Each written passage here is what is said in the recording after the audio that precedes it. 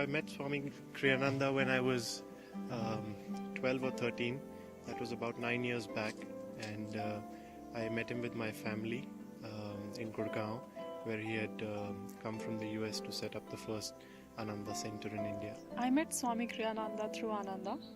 I received him along with other Ananda people in the B10 by 8 ashram in Gurgaon, and it was quite overwhelming. I first met Swami Kriyananda about 10 years ago at Ananda Village at a program called the Festival of Joyful Arts. I met him about maybe 12 years ago when I read his autobiography, The New Path, and I was very impressed with the sense of discipleship that I felt from Swamiji as expressed in that book. The first time I saw Swami Kriyananda was on TV, and he was doing a serial called Away to Awakening. I met Swamiji around 10 years ago, and it was in Italy, in Assisi. It was the celebration of Yogananda's Mahasamadhi. It was, I think, the year 2007, when I saw him first, and it was in a talk in Delhi. And this was a few weeks after I had finished reading Autobiography for Yogi. One day when I was reading the newspaper, I saw Paramahansa Yogananda's picture, and then there was another picture of a man I hadn't seen before. And it said direct disciple in New Delhi, and there was a talk, he was releasing the Bhagavad Gita at that time. A big group of us went to the Delhi airport to greet him, and it was amazing. The first time I saw him, I guess, after seeing him for many months on the altar, to see him standing there in front of me.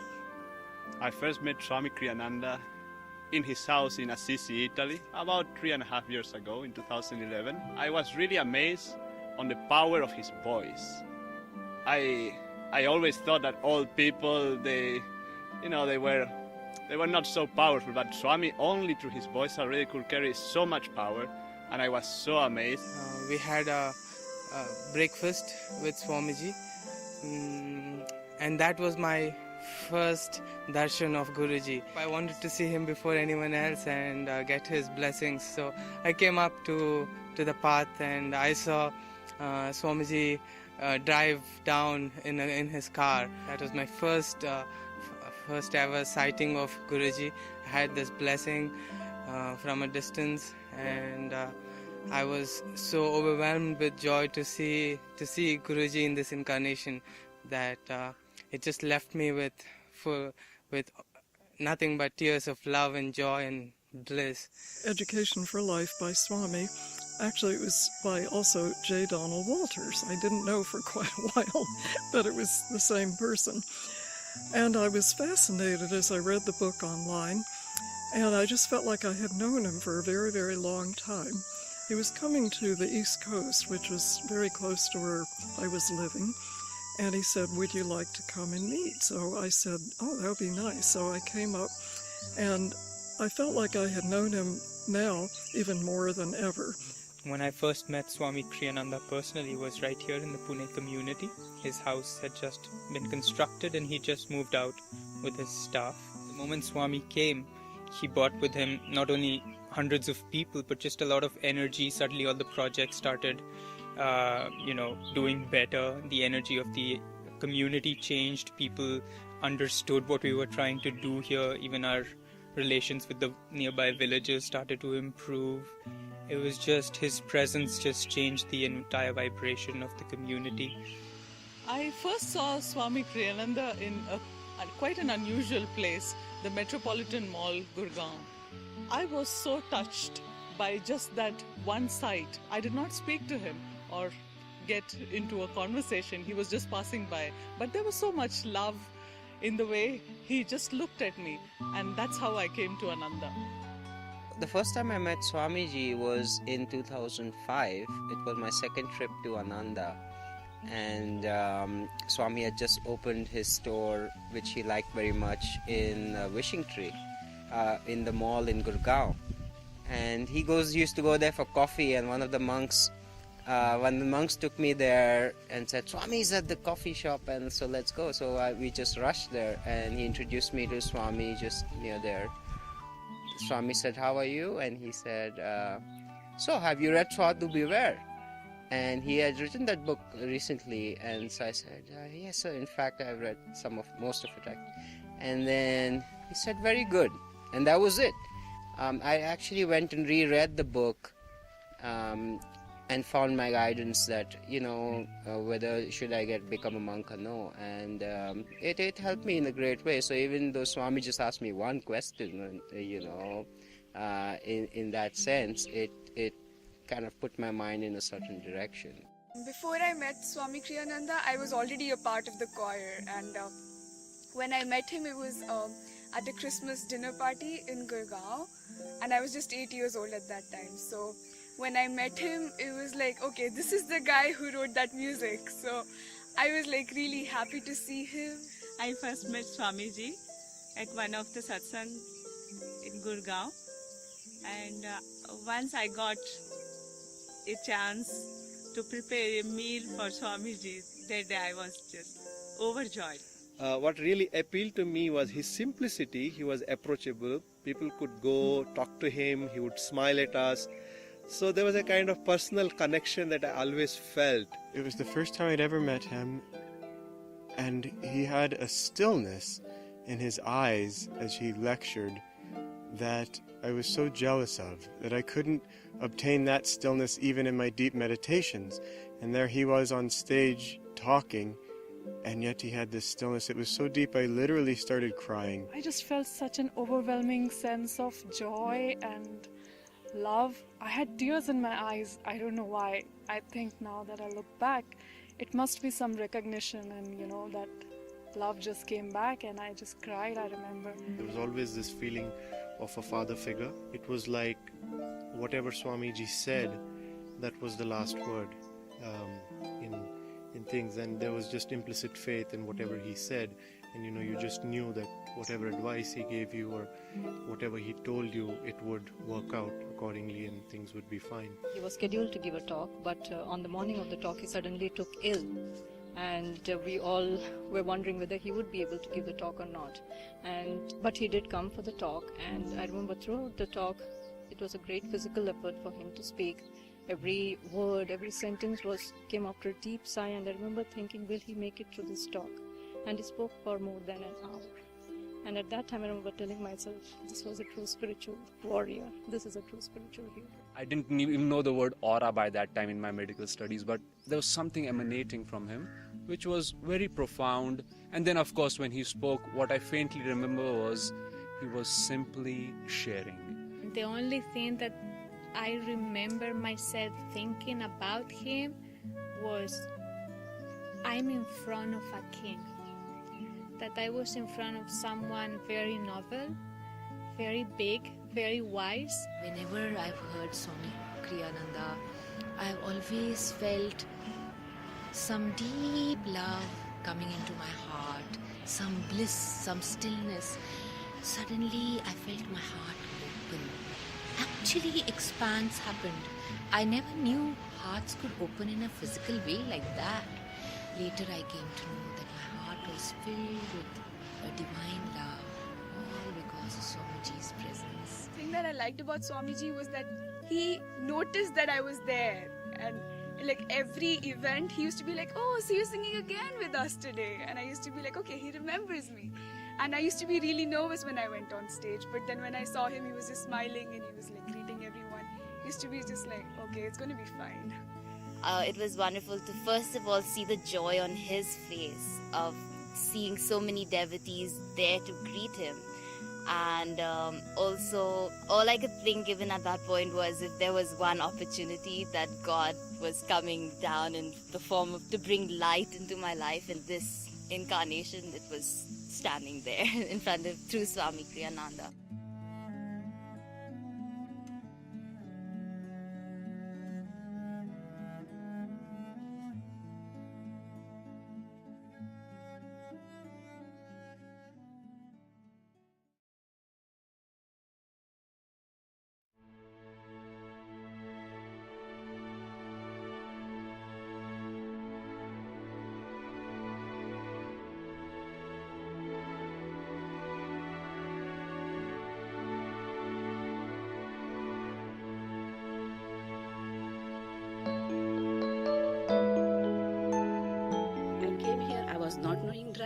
but there was no other alternative here but to learn driving. I bought a car, I started learning driving on these roads, and I could do it.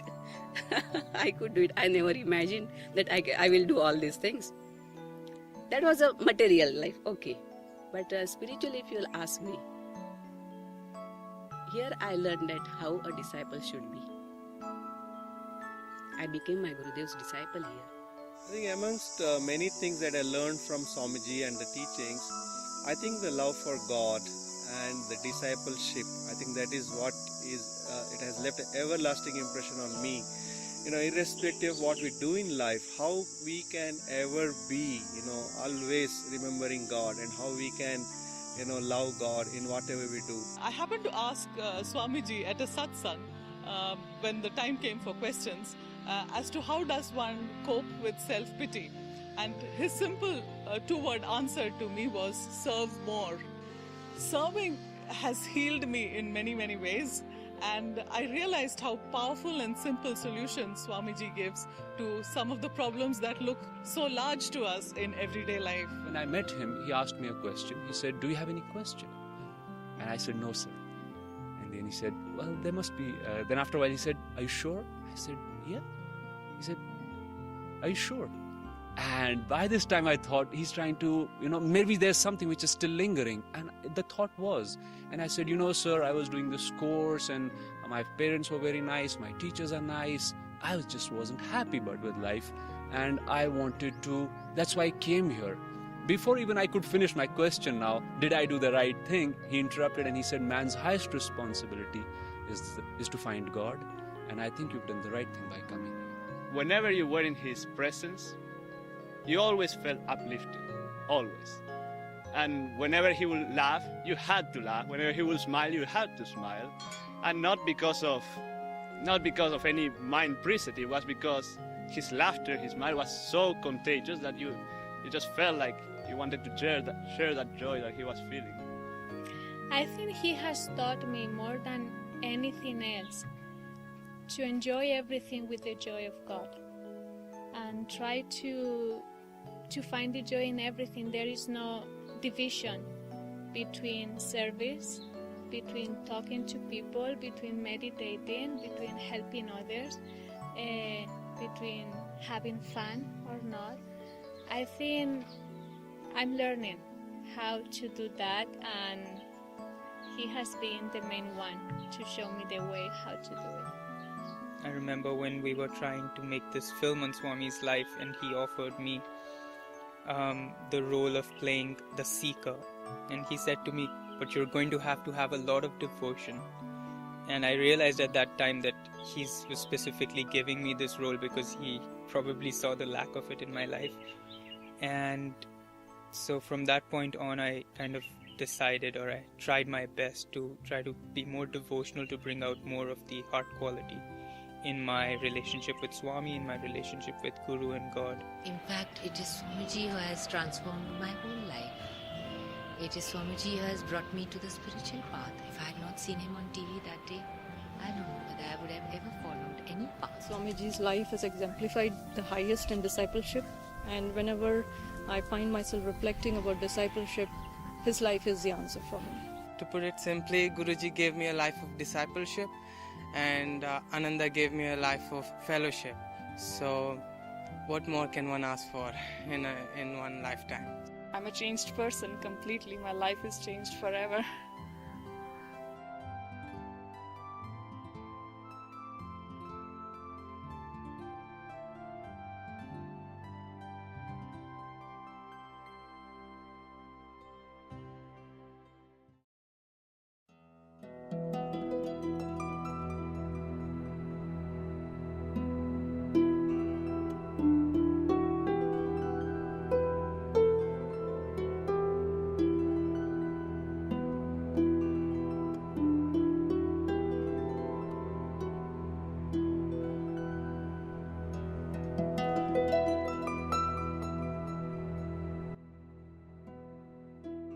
Swami Kriyananda's passing was very difficult for me. It still is. I feel as if I lost my best friend, my mother, my father, everything. After Swami Kriyananda's passing, we certainly felt a very deep void. And in my own self, I was wondering, now what? And I realized that it was time to start letting go of fears. Swami's passing left me grieving for a few months. It took me a while to cope with this internally. It was a very shocking moment, and it took me a long time to get over that. In that moment, I really felt, very. I couldn't believe it, and it was a very hard day for me. I just lost all sense of, enjoyment in life. So after Swami passed, it was like a light. A light had gone that had served a great purpose on this planet. Of course, it was a slight shock because everybody expected him to live another 4 or 5 years according to a prophecy that was done on him by Agastya. So I got that news from Manjunath. I was really shocked how it was happened. Swamiji told that he go to live up to 91 years. He was just 87 only. So how it was happened? So it's not possible. I was not believing that news. And just I went back that moment. So I planted 3 tulsi plant in our garden. But now that plant is with me now. It was a very deep emotional feeling, and at the same time, I think we were intuitively prepared by Swamiji that it is time for us to be on our own. I didn't feel sad when Swami passed away, but I did feel just a lack of joy in my life, because that's what Swami was. Swami was the personification of joy, and just being around him was just so joyful. It just seemed so strange because I'd heard this prediction, and he wasn't supposed to die for a few more years, so I just couldn't process this. And then somebody said, well, after all, Master said we could outwit the stars. I don't know what it was that happened to Swami as far as why it didn't come true. Maybe he was just so anxious to go home, and he just, his desire overwhelmed the prediction. I was busy looking after everybody because people were quite stricken. And then I got time to sit down and meditate. And suddenly I felt such an uplifting experience. And I said, Swamiji has not left us. He is right here, right now.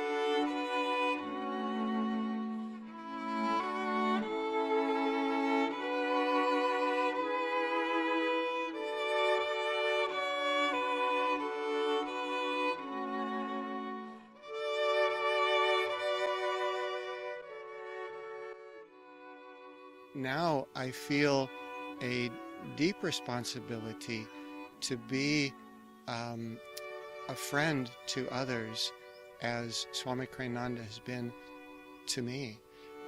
Now, after his passing, I do feel Swami's presence much more in my heart and much more than before, and I really try to tune into his presence. I know that Swamiji left a legacy and left a power that will carry on and continue to bring Master's light into this world for millions and millions to find Master and to find truth and joy. He's, in a sense, become more personal in my life because I feel his presence in a way that I did not feel when he was in the body. He had capacitated us to, feel his presence even when he's not in body, because he is, I think, omnipresent. I also, looking back, felt that I was connected with him in a very special way. That is the bliss of Swamiji. He was more than my father to me. Sometimes I do miss that I would never see him in person, and when he was here there used to be a lot of energy, a lot of songs, a lot of interesting lunches and dinners, and we won't have those. Of course, I do miss that, but then each of us has to find him within. Just attuning to him on the inside makes you feel his presence almost immediately. He's been like that friend to everyone, and I feel that friend is guiding my steps even more closely. Swamiji now is everywhere, in every place that people draw him. All we have to do is think of him and ask for his guidance, and he's there for us. The love that is living in my heart because of Swamiji, it came from Master. And Swamiji has been a very pure channel of that unconditional love for all of us for so long. And now I feel a great responsibility to try to do my best to be equally a channel of that unconditional love to everyone else.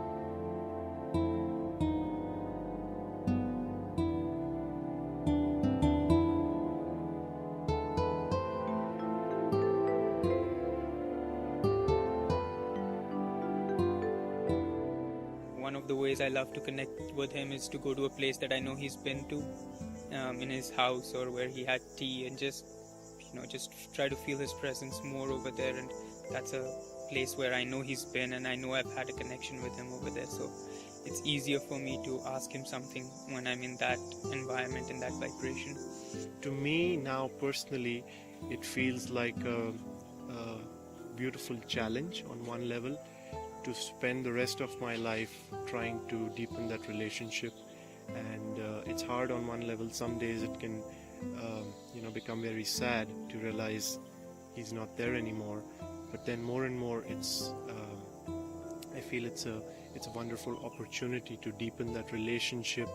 In the end, we're all trying to find a relationship with God, and we can do that through Swami Kriyananda, by attuning ourselves to him and by listening for his voice within, that he is there and he will answer questions for us and he will talk to us if we but open our hearts to him and if we learn how to listen very subtly. I feel you call to Swamiji and he's just there to help you all the time you need him, just like it was when he was living with us.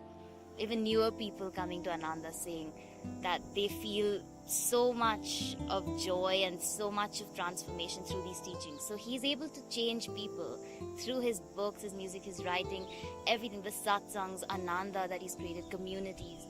And so it doesn't really have anything to do with him necessarily in physical form. He's left behind everything and he's even more present now. I can share this particular dream that I had about Swamiji.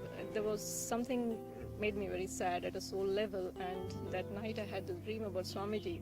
Very frail, he was wearing his blue robe and he was sitting in a chair, and he gets up and dances and he's singing. The birds, the flowers are all laughing, the birds are all singing, the soul is as free as the air. Slight difference in the words from the original song, but his message was be happy. His clarity and his exposition of Yogananda's teachings made me understand Master's mission and its span much better. I also feel that the music that he gave, that's one of the greatest inspirations for me because I love listening to it. His music is something that I think it's going to be in my life forever. There is a photo of Swamiji which I have doing Namaste, which I got for Christmas last year, and whenever I see, I just say, Swamiji, please bless me. So I wrote behind it, please bless me all the time. I always carry his picture, and in recent trip when I went outside, I carried his picture. I keep it on my working table, desk. So I feel his presence, guidance in work, in my, when I interact with people, and that is a great feeling. I feel his presence all the time. Usually when I feel Swami's presence, above all is when I try to give my love to others and when I try to bring joy into other people's life. And I feel his smile in my heart when I really, try to love everyone, to accept everyone, to be their best friends, try to be patient with them and try just to be their friend. Before Swamiji left his body, I had a private conversation with him. I said that, all the books and all the music, you've done so much and written so much for all of us, but it feels to me like the legacy that you're leaving us is the legacy that you're leaving in all of our hearts. And he paused for a moment and he said, I think that's true. But with Swamiji's even passing, it was a lesson that if somebody has to leave the body, you leave it in this way.